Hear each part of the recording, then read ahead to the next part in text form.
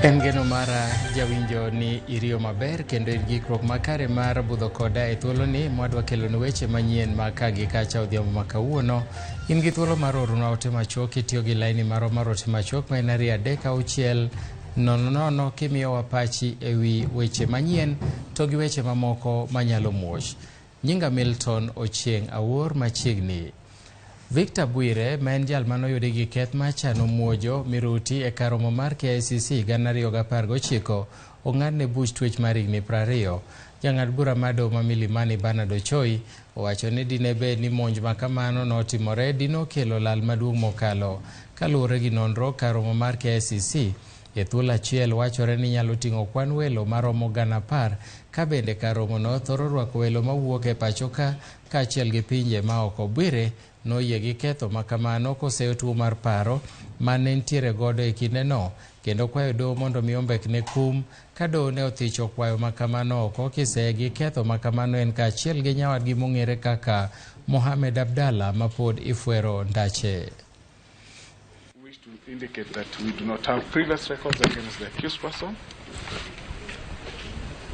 but urge you still, Your Honor, to mete out the maximum sentence based on the circumstances of this case. He is a father of 2, as replayed in the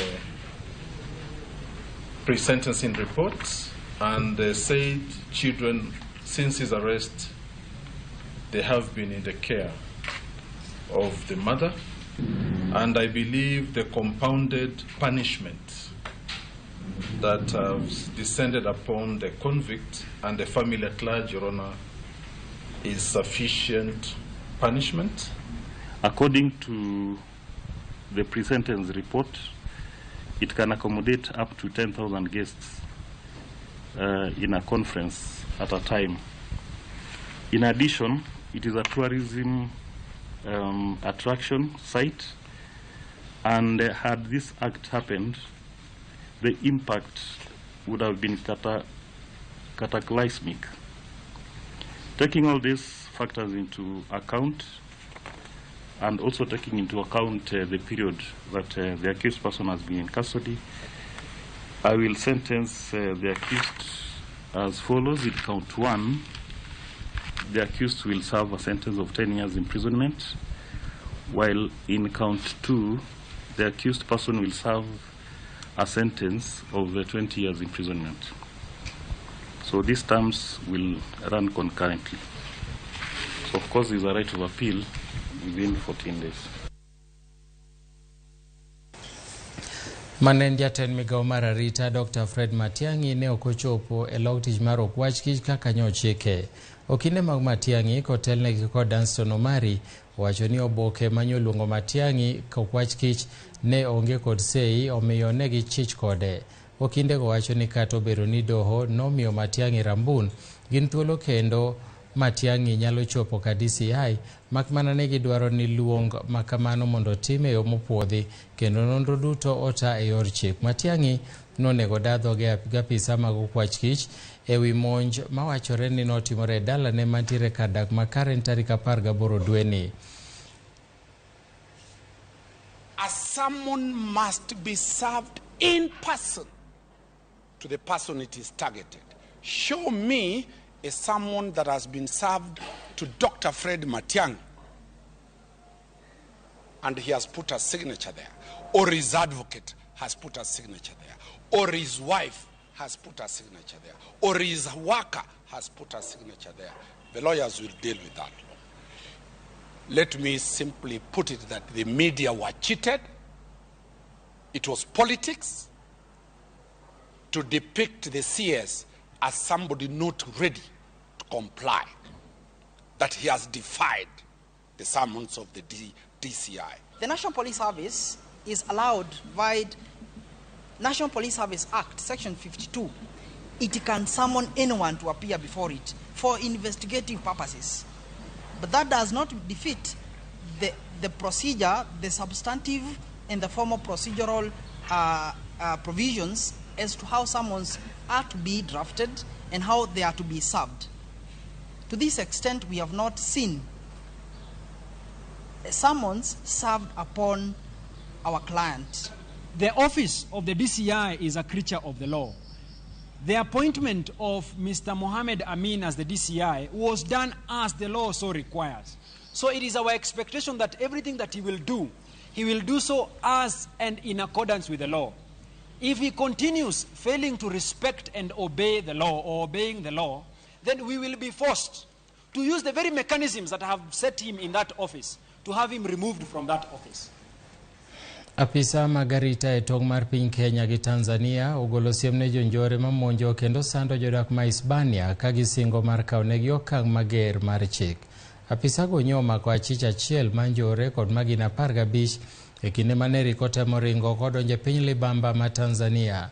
Apisa go kotelnegi kod jalup kamishna ma Hispania Kihara David olero na rita ma tong' osenjaore gino makoro kelo luoro e kind jodak makono.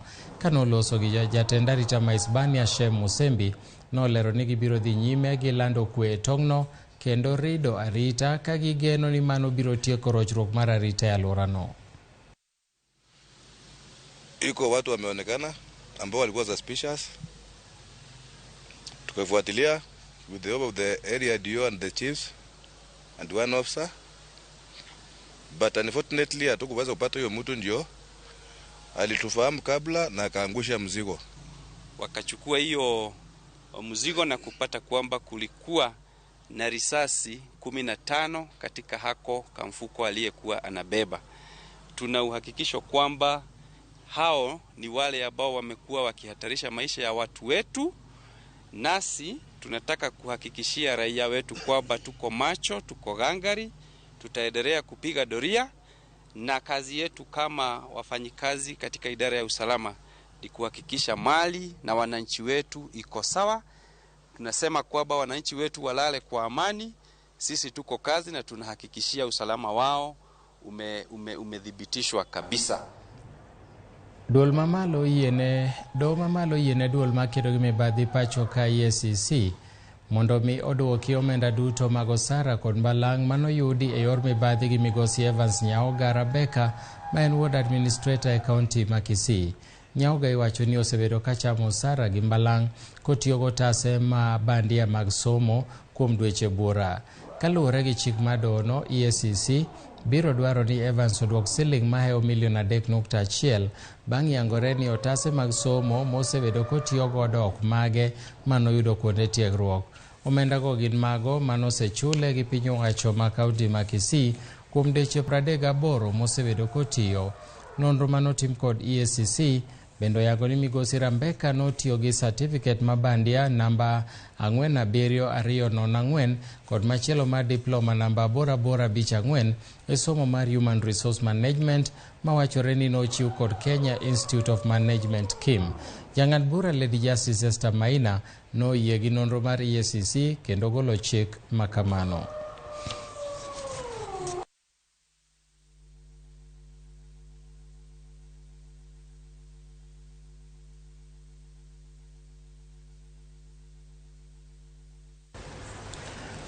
Serikal kaunti ma Siaya ochako keto tim chenro mar jotaa tije ma kaunti go keto sei orak mag tije ma gisebedo ka gitimo e kor higa. Gavana ma Siaya James Orengo okwayo board mar jotije ma Siaya mondo kas chenro mag orak ne jotije duto mondo mi gipang tijegi e yo makare. Jalup Gavana William Oduol kod jakom mar board ma kaunti ma Siaya Dr. Elijah Achoch ojiwo ber mar chuo kogno e orak ma jotije e kaunti no. Mairi en achiel kuom keto e tim paro manochiw gaput mane nono weche mag mibadhi e kaunti ma Siaya. The contract is cascaded to to all staff through staff performance appraisal systems, individual work plans as a tool of monitoring progress, and personal evaluation. Departments and agencies are encouraged to adopt the rapid results initiatives to fast-track implementation of certain components of the performance contracts. We must make sure that we execute on the objectives that we've signed with the governor today. And the way to achieve these objectives is to periodically review progress with a view to patting yourself on the back or making remedial actions, taking remedial actions in the event that, you are not achieving your objectives. Whatever we do must be measurable, and that's why these performance contracts are critical.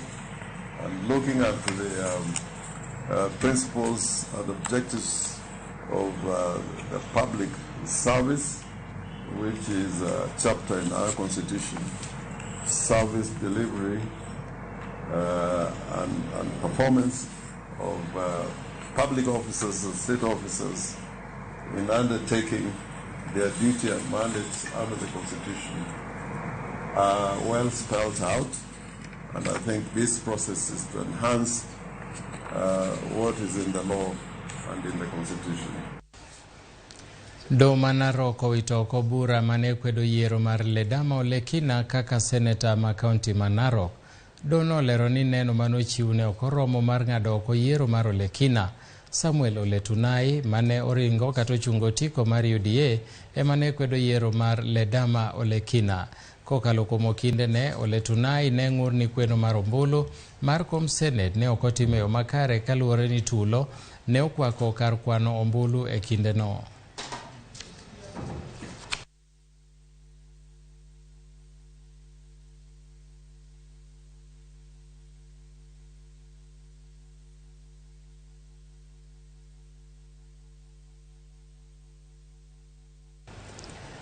Lai mar somo ma CBC pod medo nyuolo palo mopogore opogore ka koro grube makedo ne ratiro mag somo seyo okang' mager onge mar somo moramora e sikunde ma secondary madundo mosebedo kadhi nyime kuom thuolo mar jumbe adek mokalo chakre ne nyithindo riwre gi grade 7.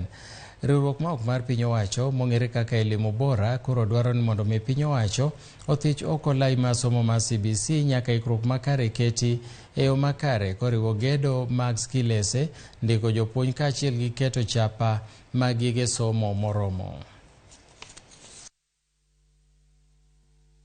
There is still a huge gap in provision of the physical infrastructure in most public schools, including inadequate, insufficient or non-existent buildings and furniture, and this is compounded by their accessibility for learners and teachers with disability. We are alarmed that the government has totally not paid attention to critical issues such as teacher availability, qualifications and readiness to teach, the male-female ratio for teachers, and the special skills required for differently gifted learners such as sign language abilities and braille use abilities, among others.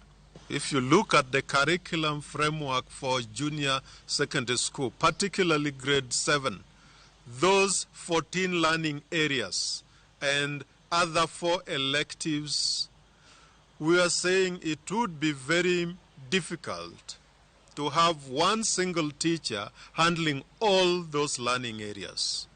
So that informed our assertion that indeed no learning is taking place. When you know that no learning is taking place, why would you continue with it?